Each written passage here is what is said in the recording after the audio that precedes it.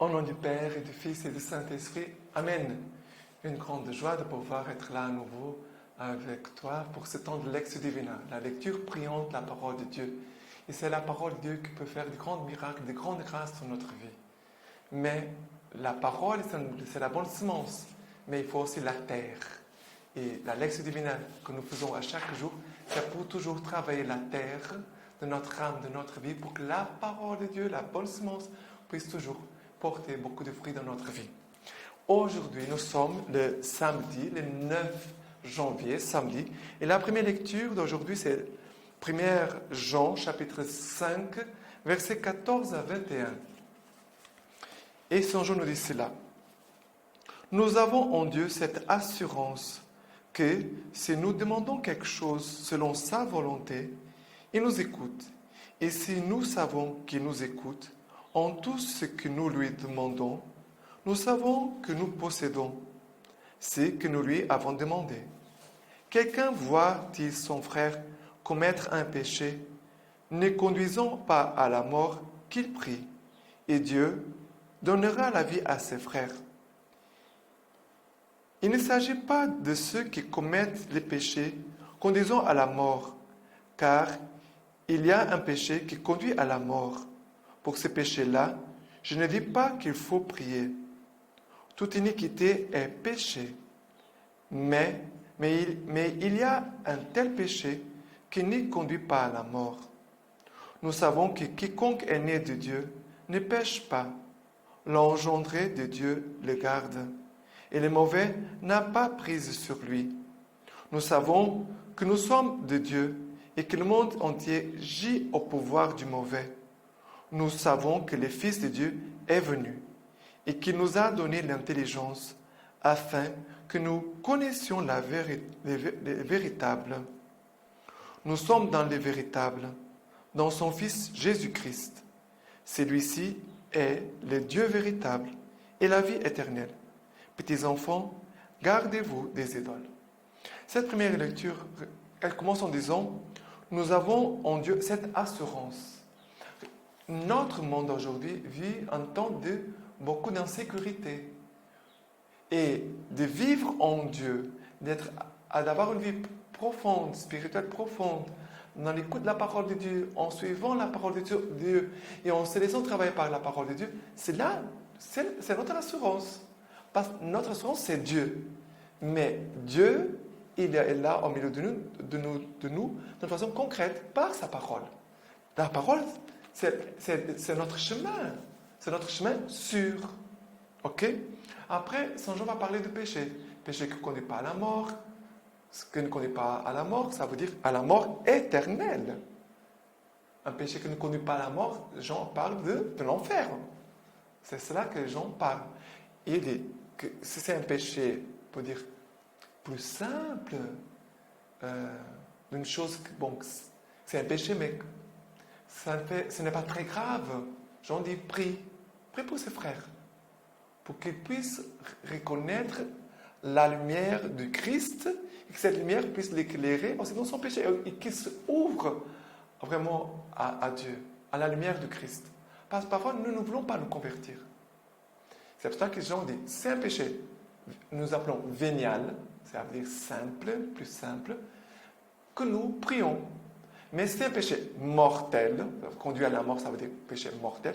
Nous, là, on doit vraiment appeler ses frères, et non pas seulement, bien sûr, de prier, mais aussi de l'appeler en disant, mais ce que tu fais, c'est grave.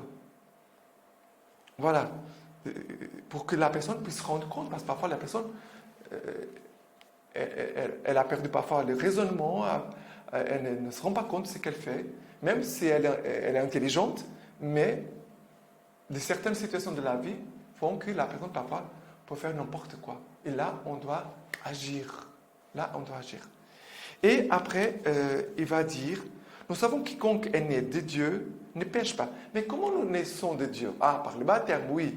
Nous naissons par le baptême. Mais nous naissons de Dieu par sa parole.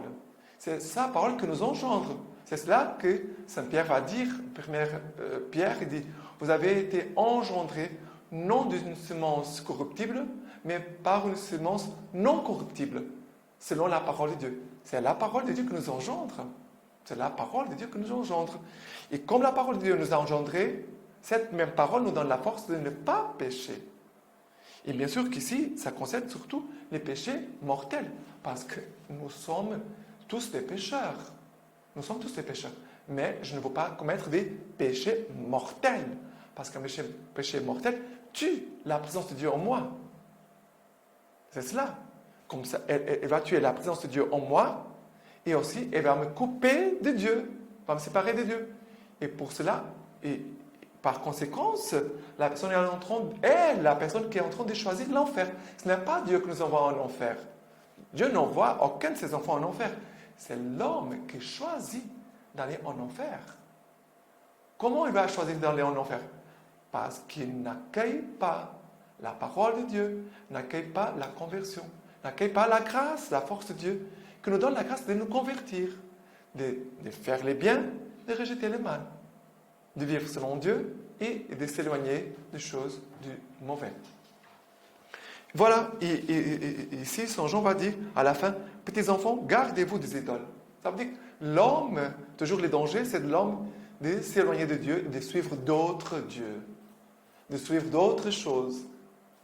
Et c'est très facile. Quand on parle de l'argent, là, il faut faire très attention. Qui est ton Dieu? C'est Dieu à l'argent. L'Évangile nous dit, nous ne pouvons pas servir de Seigneur. Dieu et l'argent. Et il a d'autres choses, les plaisirs, les plaisirs sexuels, et, une vie de vol, de malhonnêteté. Et ça, ce n'est pas possible. Parce que nous sommes en train de nous laisser conduire par les plaisirs, les biens, la possession des biens. Voilà. C'est cela que Jean est en train de nous dire. D'accord? Les psaumes d'aujourd'hui, c'est le psaume 149, versets 1 à 6 et le verset 9b. Alléluia, chantez au Seigneur un chant nouveau, sa louange dans l'assemblée de ses fidèles. Joie pour Israël en son auteur. Pour les fils de Sion, allégresse en leur roi. Louange à son nom par la danse. Pour lui, jeu de harpe et de tambour. Voilà, toute la louange ici. C'est un chant nouveau qui jaillit d'un cœur nouveau.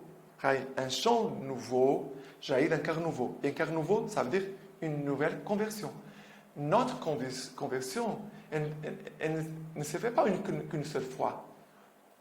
Sans cesse, nous devons nous convertir, nous reconvertir. Et là, quand on fait un pas de conversion, là, il va jaillir de notre cœur un chant nouveau. Car le Seigneur se complète en son peuple et dans leurs humbles l'éclat du salut. Que les fidèles exultent dans la gloire, que de leur place écrit de joie les éloges de Dieu à pleine gorge. Il dit, le Seigneur se complaît en son peuple. Pourquoi Dieu se complaît en son peuple? Pourquoi? Parce qu'ils sont en train de vivre là, selon la vérité, selon l'Évangile, selon Jésus-Christ. C'est cela la conversion. C'est ce travail. La conversion, c'est un travail de chaque jour pour suivre le Christ, suivre l'Évangile et de faire la volonté de Dieu, de suivre la volonté de Dieu. Et c'est cela qui va faire plaisir à Dieu. Ça, c'est sûr. Quelqu'un qui fait des efforts de se convertir, même s'il a du mal, même s'il n'a pas réussi, Dieu est déjà content. Dieu est déjà heureux de cette personne. Et après, à la fin, il dit « Gloire en soit à tous ses fidèles ». Le Seigneur vraiment veut nous combler de sa grâce. Cette gloire, ça veut dire la grâce de Dieu, dont Dieu veut nous couronner. OK? Et après, l'évangile d'aujourd'hui, c'est Jean chapitre 3, versets 22 à 30. Après cela, Jésus vint avec ses disciples au pays de Judée et il y séjourna avec eux et il baptisait. Jean aussi baptisé à Aenon, près de Salim, car les eaux y abondaient. Et les gens se présentaient et se faisaient baptiser. Jean, en effet, n'avait pas encore été jeté en prison. Il s'éleva alors une discussion entre les disciples de Jean et un juif à propos de purification. Ils vinrent trouver Jean et lui dirent « Rabbi, c'est lui qui était avec toi de l'autre côté du Jourdain. C'est lui à qui tu as rendu témoignage. Le voilà qui baptise et tous viennent à lui. Jean répondit, un homme ne peut rien recevoir si cela ne lui a été donné du ciel. Vous-même, vous m'êtes témoin que j'ai dit, je ne suis pas le Christ, mais je suis envoyé devant lui. Qui a l'épouse est l'époux. Mais l'ami de l'époux, qui se tient là et qui l'entend, est ravi de joie à la voix de l'époux. Telle est ma joie et elle est complète. Il faut que lui grandisse et que moi, je décroisse. C'est très beau de voir cette unité entre Jean et Jésus. Les gens viennent pour faire le commérage. Il faut dire, ah voilà, Jean, c'est lui que tu as baptisé, maintenant il est de l'autre côté, il est en train de baptiser. Les gens vont maintenant vers lui pour s'aimer la dispute, la division. Les gens disent, non, non, nous sommes bien unis, nous sommes bien en communion, on travaille ensemble, on travaille les deux pour le même Seigneur, pour le même Père. Dieu est notre Père. Et Jean dit, voilà, qu'un homme ne peut rien recevoir si lui n'a pas été donné du ciel. Ça veut dire, Jean dit, Jésus est en train de donner ce qu'il lui-même reçoit du Père. Il reçoit du Père, il donne aux hommes. Et pour nous, c'est la même chose. Nous avons besoin de recevoir de Dieu pour pouvoir donner aux autres. On reçoit et on donne. On reçoit et on donne. Et je ne parle pas que de recevoir des choses matérielles, parce que notre monde aujourd'hui pense qu'aux choses matérielles. Les biens éternels sont les plus importants. Bien sûr, on a besoin de manger, on a besoin de dormir, on a besoin d'avoir la santé. Mais ce que nous allons apporter vers le ciel quand on partira, quand on quittera ce monde, sont les biens éternels que nous avons reçus. C'est là on gardera. Mais tout le reste, on quitte, on laisse. Et Jean va donner un témoignage, un très beau témoignage. Il dit, vous m'êtes témoin que j'ai dit, je ne suis pas le Christ, mais j'ai été envoyé devant lui. C'est lui le Christ. C'est lui l'agneau de Dieu qui enlève le péché du monde. Il va dire, moi, je suis envoyé devant lui. Pourquoi? Pour ouvrir les chemins pour Jésus. Chacun de nous doit ouvrir des chemins pour que l'évangile puisse entrer dans le cœur des personnes. Toi et moi, par notre témoignage, par notre présence, on doit ouvrir les chemins dans le cœur des personnes pour qu'elles puissent accueillir Jésus-Christ. C'est ça que j'ai en train de dire. Et après, il va rajouter, qui a l'épouse, c'est l'époux. L'épouse, l'époux. Mais l'ami de l'époux, qui se tient là et qui l'entend, est ravi de joie à la voix de l'époux. Jean parle Jésus, Jésus est l'époux.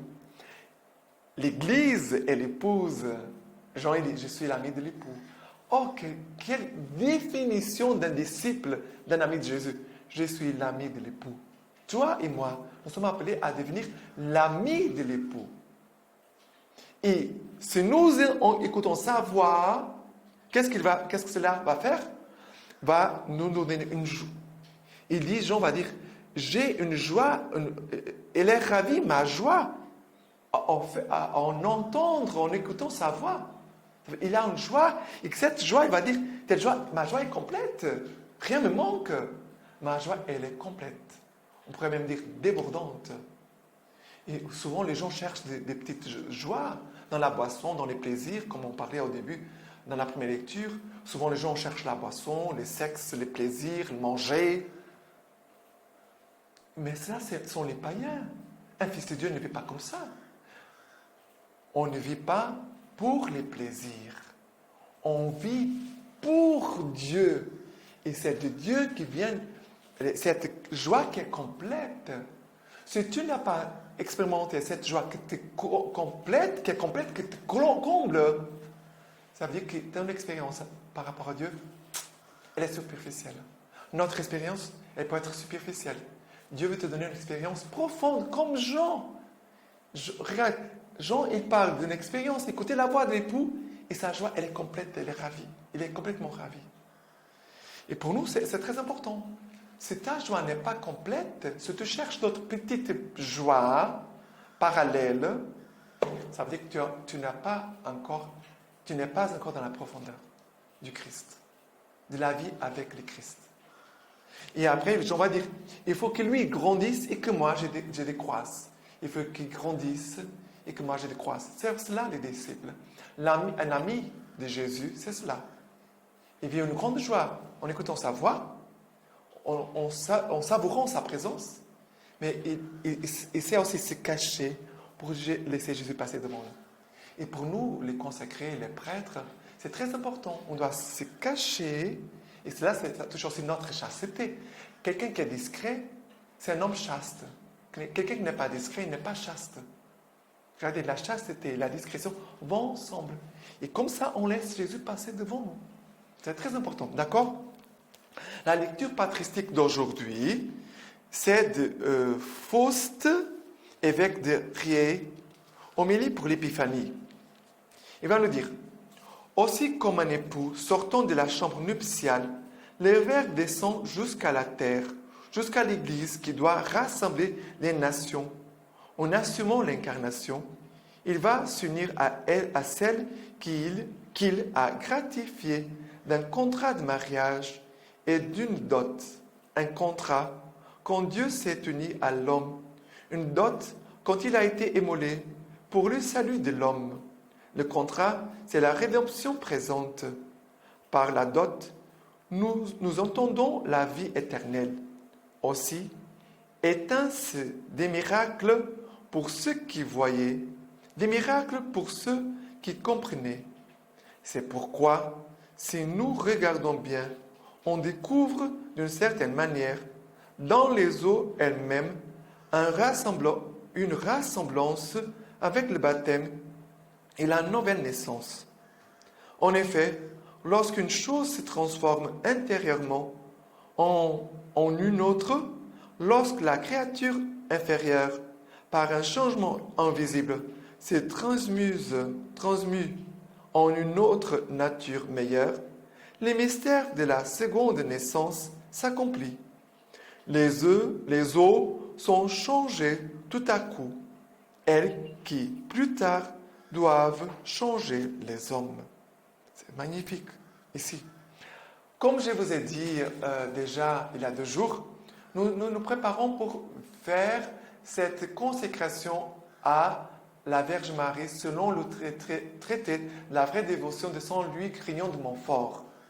D'ailleurs, je vous demande, essayez de trouver les livres ou de chercher sur l'Internet pour que vous puissiez après suivre cette formation. On va commencer lundi 11 janvier jusqu'à 11 février. Et le 11 février, le jour de Notre-Dame des Lourdes, ça sera le jour de la consécration. D'accord? On va faire un chemin d'1 mois de préparation pour une profonde consécration de toute notre vie, de tout ce que nous sommes, de tout ce que nous avons à la Vierge Marie. D'accord? Alors, on va faire comme un chemin des exercices spirituels, jour après jour, où nous allons faire un chemin. Pourquoi? Pour nous connaître nous-mêmes, pour mieux connaître la Vierge Marie. Regardez, un chemin pour mieux nous connaître nous-mêmes, un chemin pour mieux connaître la Vierge Marie, et aussi un chemin pour mieux connaître Jésus. Faire ce chemin de consécration, regardez, le but c'est pour mieux connaître Jésus par les mains de la Vierge Marie. Ça veut dire 30 jours de préparation pour cette consécration, comme une grande retraite. On va vivre ensemble une grande retraite d'1 mois. Et vraiment, je vous demande d'être fidèle non pas seulement à ce programme d'Alexio Divina, mais chaque jour, nous allons lire 10 articles de ce livre pour faire cette préparation. D'accord? Et nous allons faire comme des étapes. Il y a des différentes étapes. D'abord, 12 jours pour être purifié. Et pour Saint Louis Grignon de Montfort, une semaine, il concerne la semaine comme 6 jours, d'accord? Alors, nous allons dire 2 semaines pour faire ces chemins de purification, pour s'y purifier, chacun de nous, pour nous libérer de l'esprit du monde, d'accord? Pendant 12 jours, c'est pour nous délivrer, de nous libérer de l'esprit du monde, de ce qui nous éloigne de Dieu, de ce qui nous éloigne du Seigneur. Ok? Alors, il y a des exercices préparatoires. D'accord? Maintenant, je vais déjà faire cette petite préparation pour vous dire comment ça va se passer les premiers 12 jours. Alors, chaque jour, il y a comme un thème. D'accord? Je vais vous dire pour que vous puissiez les noter. Le premier jour, on va travailler le thème « Le monde et l'esprit de plaisir de la vie ». Le monde et son esprit de plaisir de la vie. On va travailler pour qu'on puisse se délivrer de cet esprit du monde et son esprit de plaisir. Deuxième jour, c'est Jésus-Christ et son esprit de pénitence. Voilà. Deuxième jour, c'est Jésus-Christ et son esprit de pénitence. Troisième jour, le monde et son esprit de possession. On va travailler des choses bien concrètes. Premier jour, c'est l'esprit de plaisir. On va se détacher de ça. Deuxième jour, esprit de pénitence. Troisième, on va se délivrer de l'esprit de possession, d'avoir, l'avarice. Quatrième jour, Jésus-Christ et son esprit de détachement. Et son esprit de détachement, c'est détacher. Il s'est détaché aussi de soi-même, non pas seulement des choses extérieures. Il faut aussi se détacher de soi-même et bien sûr se détacher de péché. Cinquième jour, le monde et son esprit d'orgueil. Le cinquième jour, c'est pour travailler cet esprit d'orgueil. Ça veut dire d'entrer dans l'humilité.